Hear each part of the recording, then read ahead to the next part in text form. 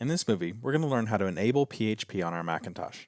If you remember the overview, I told you that OS 10.8 ships with PHP 5.3 already built in.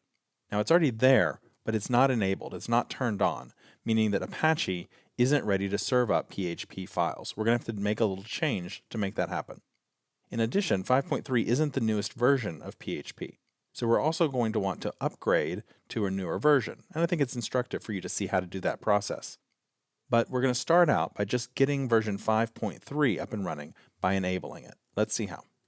So here I am in my terminal program, and I'm just going to start by typing php-v, and that's going to return the version of PHP that I have installed. You can see that I have PHP 5.3.15. Yours might be slightly different.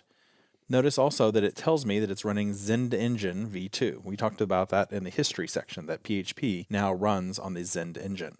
So PHP is installed and we have version 5.3, but it's not active yet. We need to tell Apache, hey Apache, you need to be prepared for some PHP files and be prepared to process those. And you do that by loading up one of your modules that knows how to interpret PHP. That module is included, it's just not turned on. So in order to do that, we need to do some configuration to Apache. We're going to start by moving to Apache's configuration directory.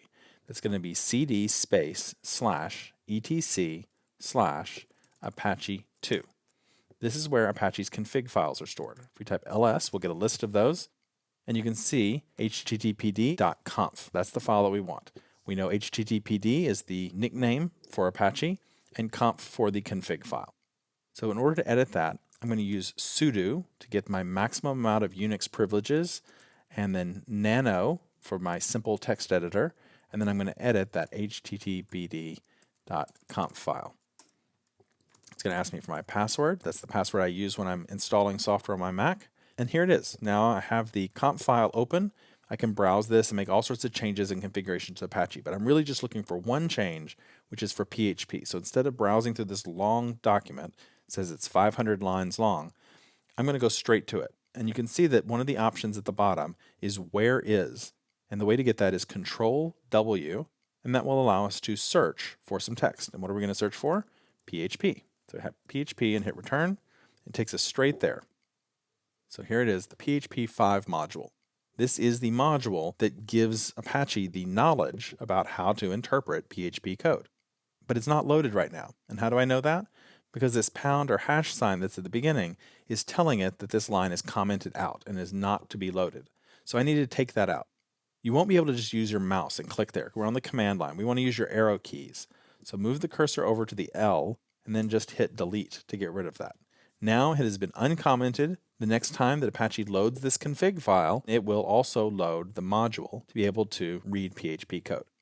So let's hit Control X to exit, Y in order to save the changes, and then return to save them in the file name that it suggests. Okay, so that's been added to Apache, but we need to also, of course, restart the server. We know how to do that. Apache CTL restart. Now it restarted. Now those changes have taken effect. PHP is loaded up inside Apache, and it's ready to process our PHP files. Now, don't just take my word for it. Let's actually try it out. Let's navigate to our sites directory. That's inside our user root, which is that little squiggle, followed by the /, and then our sites directory.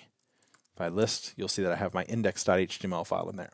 I'm going to make a new one now using nano. And we don't need sudo in front of nano this time. We're just making a simple text file. We don't need high-level privileges. And I'm going to call it my_phpinfo.php. That's going to be the name of my file. It's going to open up here, and I'm going to write my very first PHP code here. So just follow along. It's going to be >, a question mark, PHP, a space, PHP info, open and close parentheses, semicolon, space, question mark, and then greater than sign.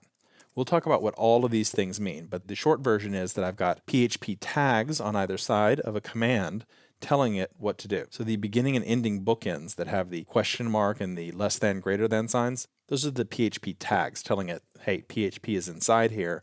And then the command in the middle is the PHP info function that's being called.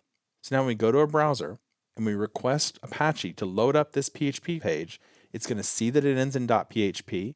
It's going to see the PHP tags, and it's going to process this command that's here in the middle. and we'll see the results of what that function will output.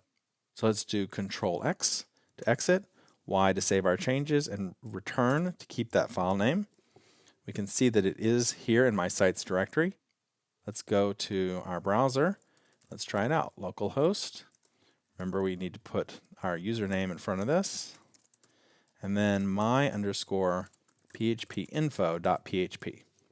So there it is. It loaded up that PHP and it processed it. And the result of that was to output some HTML describing the entire configuration of PHP on this system.